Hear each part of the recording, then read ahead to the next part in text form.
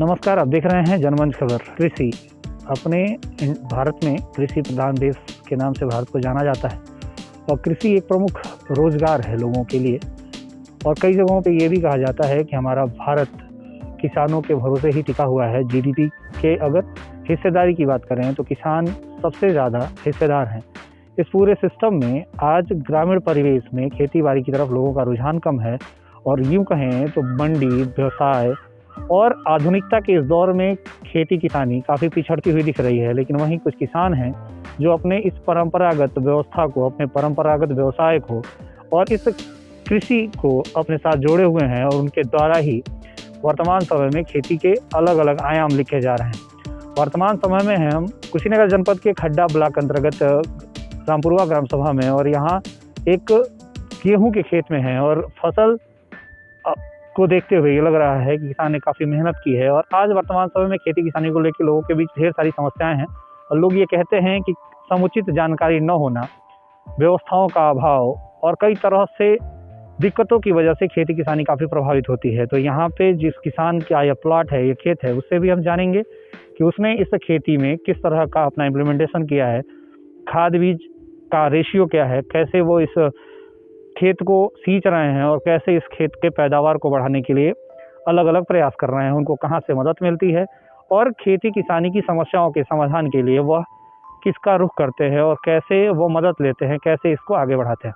तो चलिए मिलते हैं किसान से और जानते हैं उनके इस पूरे जर्नी के बारे में कि उन्होंने इस अपने खेत को, खेती किसानी को कैसे आगे बढ़ाया। तो सबसे पहले आप अपना नाम बताइए और कहाँ के निवासी हैं और क्या है इस पूरे खेत की कहानी। खेती बाड़ी में काफ़ी समस्याएं हैं वर्तमान समय में। लोग ये कहते हैं कि खेती करना मुश्किल है, किसी तरह से जीविकोपार्जन किया जा रहा है। आपका यह गेहूं का खेत और बगल में गन्ना, केला जो दिख रहा है, इन सारी चीज़ों को देखते हुए लग रहा है कि आप काफ़ी खेती बाड़ी में मेहनत करते हैं। तो कितना है, कैसे आपने इस खेत को सींचा है, कैसे बीज प्राप्त किया है, क्या क्या व्यवस्था है, नाम क्या है आपका? मैं विजय कुमार शर्मा सभी को प्रणाम करता हूं। मेरा घर छितौनी नगर पंचायत में पड़ता है और खेती ग्राम सभा रामपुर जंगल में स्थित है और मैं खेती बहुत लगन के साथ करता हूं। और हम गेहूं का जो बीज बो रखे हैं, ये राजकीय कृषि गोदाम खड्डा के द्वारा प्राप्त प्रभारी उसके हैं रोशन लाल जी, उनके द्वारा हमको मिला है HD 2967 और हमने बोया है और ये गेहूं बहुत शानदार है। इसका हमने जब बाव किए इसका तो कट्ठा में प्रति कट्ठा 2 किलो डाई DAP और यूरिया प्रति जब बोया की गया तो 1 किलो प्रति किलो कट्ठा के हिसाब से दिया गया। पोटास की मात्रा 1 किलो प्रति कट्ठा के हिसाब से दिया गया और जिप्सम 4 बोरा हम जो गोदाम से उपलब्ध हुआ रोशन लाल जी द्वारा, जिप्सम हम 4 बोरा इसमें डाले हैं। ये ज़मीन बहुत ऊसर थी, मतलब इसमें कुछ होता नहीं था, लेकिन कृषि विभाग के द्वारा जो प्राप्त हुआ जिप्सम वो डाले हैं और उसका प्रभाव पड़ा है इस पर। और कल्चर मिला था, उस कल्चर को हमने लेप कराया उसमें गेहूँ बीज में और उसको बोया गया और हम इसको बोए। फिर उसके बाद 2 सिंचाई हम इसको पूर्ण कर चुके हैं, तीसरी सिंचाई इसका अब होनी है आजकल में।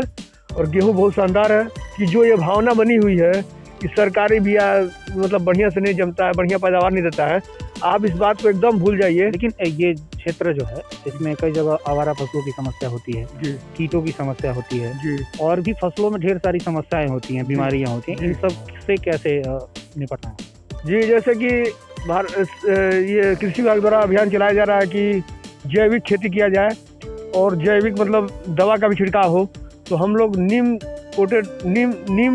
की जो पत्ते द्वारा रसायन बना हुआ है उसका हम लोग छिड़काव कर देते हैं कि ताकि कीड़ा न लगे हमारे फसल पर, और अभी तक कोई प्रभावित नहीं हुआ हमारा। ये थे किसान और अभी हम जानेंगे कि जो कृषि विभाग से हैं और जो समय समय पर क्षेत्र में जाके इन लोगों की अपनी रिस्पॉन्सिबिलिटी होती है कि जो भी बीज, पौधे या जो कुछ भी उपलब्ध करवा रहे हैं उसका फीडबैक लें, तो किस तरह का फीडबैक मिलता है, किसानों से कितना सहयोग मिलता है, उनसे भी जानेंगे। तो अभी हमारे साथ हैं रोशन लाल जी और कृषि रक्षा इकाई और कृषि विभाग की ढेर सारी व्यवस्थाएं हैं। किसानों को लाभ पहुंचाने के लिए ढेर सारी योजनाएं संचालित की जाती हैं। अभी गेहूं के इस खेत में हैं, बीज का प्रकार क्या है, किसान ने तो अपनी पूरी बातें बताई। आप बताइए ना कि कैसे क्या ध्यान देना चाहिए किसान को कि गेहूं या फिर जो भी फसल है उसका सही उत्पादन हो। मैं रोशन लाल, यहाँ पे मैं प्रभारी हूँ राजकीय कृषि बीज भंडार का। हम लोग कोशिश करते हैं कि फील्ड में जाएं और किसानों को जो भी फील्ड की बेसिक समस्याएं हैं उसके बारे में बताएं और उसके निदान कराएं। और इस क्रम में हमारे किसान जो हैं ये काफ़ी दिन से हमसे जुड़े हुए हैं और रही बात, इनको जो भी बताया जाता है वो फॉलो करते हैं। तो जो भी फॉलो करता है तो उसको लाभ मिलता है। और किसान क्या होता है, जैसे 100 लोगों को कोई चीज़ बताइए तो 10 लोग केवल सुनते हैं, 100 लोग भी नहीं सुनते, 10 लोग केवल सुनेंगे। और जो 10 लोग सुनते हैं उसमें से 1 लोग करते हैं। जब 1 लोग को बढ़िया रिजल्ट मिल जाता है तो फिर आगे वो 100 से फिर मल्टीप्लाई होते चले जाते हैं। इस तरह ये जो है विकास का क्रम चलता रहता है। तो हमारे यहाँ जो भी चीज़ें आती हैं, हम तो व्हाट्सएप ग्रुप भी बने हैं किसानों के, उस पर व्हाट्सएप पे भेजा जाता है मैसेज, जहाँ तक नहीं पहुँच पाते हैं वहाँ भी हमारी बातें पहुँचती रहती हैं। और हमारा कोशिश रहता है कि कोई भी किसान आए, किसी तरह की समस्या उसका समाधान किया जाए, सहायता की जाए, और करते भी हैं। ये जो भी गेहूं है इसका कौन सी प्रजाति है और कैसे कैसे कैसे इसका विधि क्या है इसको करने की? गेहूं की प्रजाति जो है SD 2967 है, प्रमाणित बीज है। और बुआई तो अगर इसको ये छिटकवा विधि बोई गई है, जबकि इसको अगर हम लाइन से बोएं तो और बेहतर इसका रिस्पांस मिलेगा। सही चीज़ तो है कि बुआई इस साल पूरा ये खड्डा ब्लॉक जो है फ्लड एरिया में था, तो काफ़ी किसानों का जमाव में भी दिक्कत आती है, क्योंकि नमी ज़्यादा रहती है और गेहूं लेट होता है बुआई का। तो इसलिए लोग जल्दी जल्दी जुताई करके किसी तरह से सुखा देते हैं, ऊपर की मिट्टी सूख जाती है लेकिन नीचे नमी ज़्यादा रहती है। और जैसे लोग ज़्यादातर आजकल रोटावेटर से बोना शुरू कर दिए हैं, तो रोटावेटर में क्या होता है, थोड़ा सा भी रोटावेटर दब गया तो बीज नीचे चला जाता है। जो बीज नीचे चला गया वो तलहटी में सड़ जाता है और किसान का जमाव, जो खेत का जमाव कम होता है। तो किसान भाई उसको जो है अगर कल्टीवेटर की सहायता से बोएं तो बल्कि बढ़िया है, छिटकवा बो रहे हैं तो। और क्या और खाद और जो भी रसायन इसमें इस्तेमाल किए जाने हैं उनकी अपनी प्रयोग विधि क्या है? खाद यानी बेसल डोज में खाद डल गई है और इस प्लाट में जो है एक बार यूरिया भी डल गई है। अब अगली यूरिया के साथ इनको माइक्रोन्यूट्रिएंट अगर मिला के डाल दें तो और बढ़िया लाभ मिलेगा। तो जो भी किसान भाई देख रहे हैं उनके पास अपने क्षेत्र में उनकी कृषि रक्षा इकाई है, खाद बीज भंडार हैं, वहाँ से सरकारी सुविधाओं पे जो भी चीज़ें मिल रही हैं वो उन तक पहुँच सकते हैं। और जहाँ तक सहायता है, जैसे बताया रोशन जी ने कि व्हाट्सएप ग्रुप बने हुए हैं, उसकी माध्यम से भी आप सहायता ले सकते हैं और जो कुछ भी दिक्कतें हैं उसका समाधान ले सकते हैं। समय समय पर सरकार द्वारा कृषि को बेहतर बनाने के लिए गोष्ठियाँ भी आयोजित की जाती हैं और उन गोष्ठियों के माध्यम से किसानों को जानकारी दी जाती है। और इसका आयोजन किस तरह से होता है, गोष्ठियों का आयोजन किस तरह से किया जाता है? गोष्ठी जो होती है, जैसे कुछ गांव प्रदर्शन के लिए चयनित होते हैं तो उसमें प्रदर्शन के संदर्भ में भी गोष्ठियां होती हैं। और न्याय पंचायत स्तर पर भी किसान पाठशाला चलाई जाती है और ब्लॉक स्तर पे भी गोष्ठियां कराई जाती हैं, जिसमें अधिकांश किसान आते भी हैं, लोग भाग लेते हैं।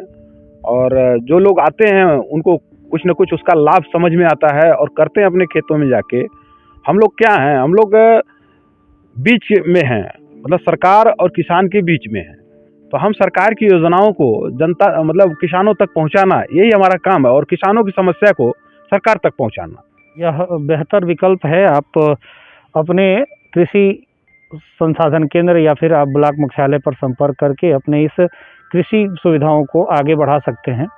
और आपको यह पूरी जानकारी कैसी लग रही है, किसानों से संबंधित किसी और तरह की आपके पास समस्याएं हैं तो वो भी आप हम तक पहुंचा सकते हैं। और आपके पास अगर इस तरह की कोई उन्नतशील किसान की कोई स्टोरी है तो भी आप हमारे माध्यम से पहुंचा सकते हैं। तो ये थे रोशन जी। और इस तरह किसानों की समस्याओं से संबंधित ढेर सारी खबरें तो आपके पास आती हैं, लेकिन वो किसान जो क्षेत्र में, जो खेतों में मेहनत करते हैं और अपनी फसल को जनता के लिए, आपके लिए, आपके भोजन के लिए, आपके थाली के लिए तैयार करते हैं, उनकी स्टोरी पहुंचाने का एक लक्ष्य हमारा। आपके पास कोई स्टोरी हो, आपके पास ऐसा कोई प्रगतिशील किसान हो जो इस तरह की उन्नतशील कृषि को प्रभावित कर रहा है, आगे प्रमोट कर रहा है, तो आप हम तक पहुंचाएं। जनमंच खबर के इस विशेष कार्यक्रम को देखने के लिए आपका धन्यवाद।